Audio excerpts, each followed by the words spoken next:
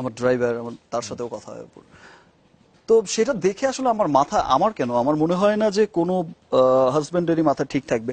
আর আমি আমার ছেলেকে এইভাবে দেখতে চাইনি, আমার ছেলেকে আমি কখনোই এইভাবে একটা টিভি স্ক্রিনের সামনে অসহায়ের মতো বসে থাকতে আমি দেখতে চাইনি, because he is my son, he is Shakib Khan son, আপনি কি শাকিব খানের ছেলে সে। আপনি যখন সো আমি চাইনি যে সে ওইরকম বসে থাকতে, আমি তার প্রেজেন্টেশনটা অমনই দিতে চেয়েছি। আপনি যখন টিভিতে তাকে দেখছিলেন তখন কি আপনি যোগাযোগ করার চেষ্টা করেছিলেন অপুর সাথে, বা তখন কি ওই টেলিভিশন থেকে আপনার সাথে কথা বলার চেষ্টা করা হচ্ছিল? টেলিভিশন থেকে আমার সাথে কথা বলার চেষ্টা করা হয়নি, তখন তো তাদেরই চলছে মাত্র। আমি ঘুম থেকেই উঠে আমি বিছানায় বসেই দেখছিলাম। তো বিষয়টা যাই হোক আনএক্সপেক্টেড ছিল। এখন যেটাই করেছে হয়তো না বুঝেই করেছে। আমরা একটা বিরতি নিব শাকিব খান, আমরা বিরতির পর ফিরে এসে গতকালও আপনি যে এই প্রসঙ্গটা একটু তুলেছিলেন, আজকেও কয়েকবার আপনার ইয়াতে আসলো, সেটা একটু আপনি বলবেন কিনা যে কোন অদৃশ্য শক্তি বা কোন ষড়যন্ত্রের আপনি শঙ্কা বা আশঙ্কা করছেন যেটির কারণে বুঝে না বুঝে অপু বিশ্বাসের শিকার হতে পারেন, যে একটি ষড়যন্ত্রের কথা আপনি বলছিলেন। আমরা একটু বিরতি থেকে ফিরে এসে আপনার কাছে একটু ফিরে আসি। আমরা একটা বিরতি। বাংলাদেশে আপনি ষড়যন্ত্রের কথা বলছিলেন শাকিব খান, অদৃশ্য শক্তির হাত থাকার কথা বলছিলেন, যার কারণে বুঝে না বুঝে অপু বিশ্বাস অনেক ধরনের ফাঁদে পড়ে থাকতে পারেন বলে আপনি মনে করছেন। সেই অদৃশ্য শক্তি কারা? আপনার আসলে শত্রু কারা? কারা আপনার মধ্যে ষড়যন্ত্র করে? সেই অদৃশ্য শক্তির কথা আমিও জানি, আমার আশপাশের যারা আছে তারা সকলেই জানে, কিন্তু অদৃশ্য শক্তিটা সবসময় ফ্ল্যাশ করা যায় না। সবসময় চাইলেও কিন্তু ফ্ল্যাশ করা যায় না। আর এই অদৃশ্য শক্তিটা শুধু যে আমার ক্ষেত্রে হচ্ছে তা কিন্তু না, পৃথিবীর সমস্ত এরকম স্টার, যে যে জায়গায় স্টার, রাজনৈতিক অঙ্গনের স্টার হোক আর বিজনেস ম্যাগনেটের মধ্যে স্টার হোক, যে যে অঙ্গনের সুপারস্টার, আপনিই হন, আপনিও একটা সুপারস্টার, প্রত্যেকের কিন্তু পেছনে একটা অদৃশ্য শক্তি কিন্তু কাজ করেই থাকে, মানে সুযোগ খুঁজতে থাকে, যে একটা সুযোগ পেলেই সেই সুযোগ মতো কাজটা করে দেবে। তো সেই সুযোগটা আসলে কালকের দিনটা আমার ছিল না। কালকের দিনটা আপনার ছিল না? কালকের দিনটা আমার ফেভারে ছিল না। আপনি কালকের দিনে যত গণমাধ্যমের কাছে যত প্রতিক্রিয়া দিয়েছেন, এমনকি আমার সাথে টেলিফোনে কথা হয়েছে আপনার 9টার কিছুক্ষণ আগে, আপনার কথাগুলি আসলে অনেকে পছন্দ করেন নাই। কারণ হচ্ছে যে আপনি এরকম বলেছিলেন যে সন্তানটির দায়িত্ব আপনি নেবেন কিন্তু স্ত্রীর দায়িত্ব নিতে রাজি না, বা তার সাথে আপনার বিয়ে হয় নাই। আজকে আপনার রিয়েলাইজেশনটা হওয়ার পেছনে কি কোনো কারণ আছে যে আপনি মনে করছেন যে গতকাল আপনি অনেক রাগের মাথায় অনেক কথা বলেছেন? ডেফিনেটলি গতকালকে আমি অনেক কথা রাগের মাথায় বলেছি। আসলে অনেক রকম বাজে বিহেভিয়ার অনেকের সাথে করেছি, যেটা আমি কখনোই করি না। তার একটি কারণ হচ্ছে যে আমি হঠাৎ ঘুম থেকে উঠেই এমন একটা বিষয় দেখতে পাবো, এটা আমি কখনো আশাই করিনি। আর আমার ছেলেটাকে যখন আমি ওখানে দেখেছি যে সে বসে আছে, একটা বাচ্চা মানুষ এখানে বসে আছে, সো আমি তখন হচ্ছে আমার মাথা কাজ করছিল না, এক।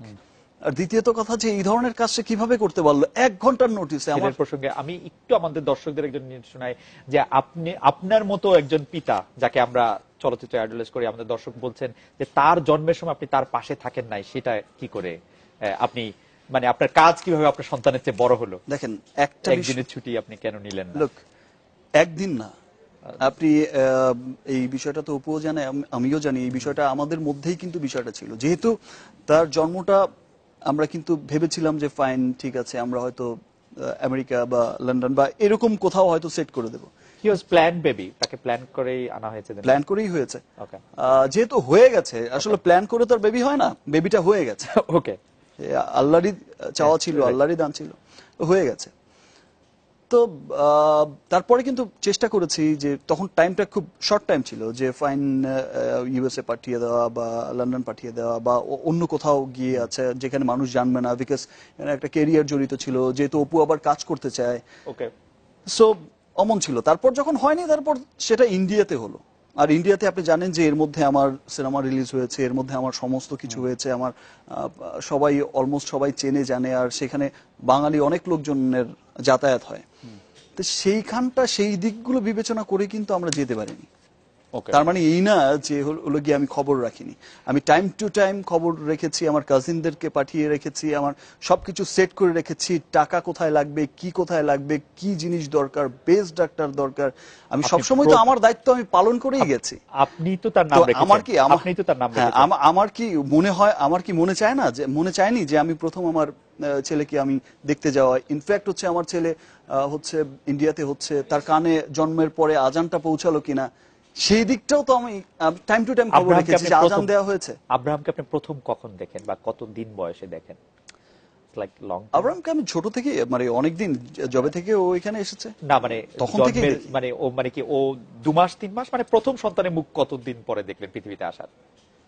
মানে আমি আপনার কাজের ভয়াবহতাটা বুঝতে চেষ্টা করছি। আমার এক্সাক্ট টাইমটা ঠিক খেয়াল নেই, বাট আমরা যখন এখানে আসে তখন আমি ইন্ডিয়ায় ছিলাম। আপনি ইন্ডিয়া ছিলেন, মানে ছেলের সাথে আপনার দেখা হতে হতে ছেলে পৃথিবীতে আসার পরে 4-5 মাস পর হয়ে গেল? না না না না 2-3 মাস এরকমই। আচ্ছা, আরেকটি ক্যারেক্টার বা আরেকটি বিষয় চরিত্র যদি শাকিব খান অপু বিশ্বাসের এই ঘটনায় বারবার নামটি আসছে, সেটি হচ্ছে শবনম বুবলি।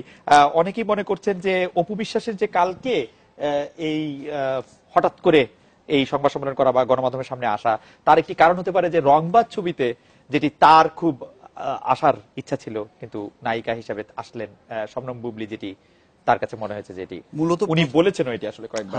প্রথম কথা হচ্ছে যে রংবাজ ছবিতে অপুর কামব্যাক করার কোনো কথাই ছিল না। অপুর কামব্যাক করার কথা ছিল হচ্ছে এই রনি রিয়ার একটি ছবি বসগিরি 2। ওকে, সেই ছবিটি কোরবানি ঈদের জন্য হবে। কোরবানি ঈদের সময় সেটা একটা প্ল্যান করা হচ্ছিল যে কোরবানি ঈদের সময় তার কামব্যাক করা হবে, বিকজ তার ফিজিক্যাল ফিটনেসই তো এখন নেই। আর সে এখন কাজের কথা কিভাবে ভাবে? এতটুকু একটা বাচ্চা রেখে সে আউটডোরে গিয়ে থাকবে 20 দিন 25 দিন। আমি মাঝখানে একটা শো করতে যাওয়ার কথা আমেরিকায়, এখন যাব হয়তো নেক্সট মান্থে। যখন জেদ ধরলো যে ফাইন আমিও যাবো আমেরিকা, হাউ ইজ পসিবল? এইটুকু ছেলে রেখে আমেরিকায় যাবে তো ওর কি হবে? ছেলে নিয়ে যাওয়া যাবে না? না, ছেলে নিয়ে গেলে তো সবাই দেখেই ফেললো। ও আচ্ছা আচ্ছা আচ্ছা, ওইটার তো একটা তখনও কিন্তু তার জন্য কিন্তু সমস্ত পিতৃ করা হয়েছে। সে কিভাবে যাবে? একদিনে যাবে, ফাইন, একদিন পারফর্ম করবে, একদিন স্টে করবে, একদিন চলে আসবে। সে কিভাবে থাকবে? এই আওয়ার থাকতে পারবে কিনা? তার জেদের কারণেই কিন্তু পিতৃ সব ভিসা ভিসা করা হয়েছে। তা আমি তার কথা শুনলাম না কোনটা? আপনি তার কথা শুনলেন না কোনটা, সেটি অবশ্য ভালো হতো যে তার কাছে আরেকবার জিজ্ঞেস করতে পারলে যে কোন কথাটি তিনি শুনেন। তবে আমরা যেটি বুঝতে পারছি যে তিনি এমনও বলছেন যে শাকিব খান তার ছেলের দায়িত্ব নিক, কারণ হচ্ছে যে আমি মানে উনি উনার কথা বলছেন, উনিও অপু বিশ্বাস, উনার দায়িত্ব যদি শাকিব খান নিতে না চান তাতেও বড় কোনো সমস্যা নেই। মানে একটি কোনো একটি জায়গায় অভিমানের জায়গাটি তৈরি হয়েছে বলে মনে হয়। এটা আসলে অপু বিশ্বাসই ভালো জানে। অপু বিশ্বাস আসলে হয়তোবা চাইছে যে সে ফ্রিডমলি কাজ করতে, বিকজ আমি যতটুকু শুনেছি, যতটুকু জেনেছি, যে সে চায় যে আবার অভিনয়ে রেগুলার হতে। আচ্ছা, এইটা সে আসলে অ্যাক্টিং করতে চায় না, মানে সে আসলে সংসারে ফিরতে চায় না, সে আবারও অ্যাক্টিং এ ফিরতে চায়। সেটা হয়তো যার ইনফ্যাক্ট তার একটা কথা কিন্তু সে একটা নিউজে দেখলাম, শুনে আমার খারাপ লেগেছে, যে সে মানে ভাত রান্না করার জন্য আসেনি, হিরোইন হওয়ার জন্য এসেছে। না, সেটা হতেই পারে, যেভাবেই বলেছে, কিন্তু এই ধরনের কথা আসলে একটা মায়ের কাছ থেকে আশা করা যায় না। কিন্তু শাকিব খান, এইটা কি ঠিক যে আপনার সাথে অভিনয় করার জন্য অপু বিশ্বাসকে অন্য নায়কের ছবি ফিরিয়ে দিতে হয়েছে? ব্যাপারটা কি এরকম? মানে এটি অপু বিশ্বাস বলেন নাই, মানে আমি জানতে চাইছি যে আপনার সাথে যে অভিনয় করেন, ধরেন বুবলি এখন অভিনয় করছেন